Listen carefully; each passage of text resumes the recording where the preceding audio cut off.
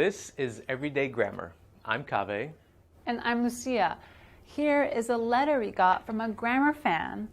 Dear Everyday Grammar, you should talk more about modals. You ought to know that certain modals are difficult for English learners to understand. So unless you want to lose a grammar fan, you had better start teaching more about modals. Wow, that was a strongly worded letter. But the fan did bring up some important modals.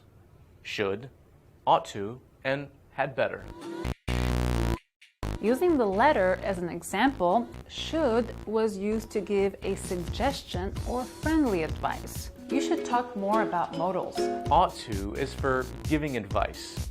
It has a similar meaning to should, but it's not used as often. You ought to know that certain modals are difficult for English learners to understand. Ought to does not have a question or past tense form in everyday American English. Had better is stronger than should or ought to. It really means you should or else.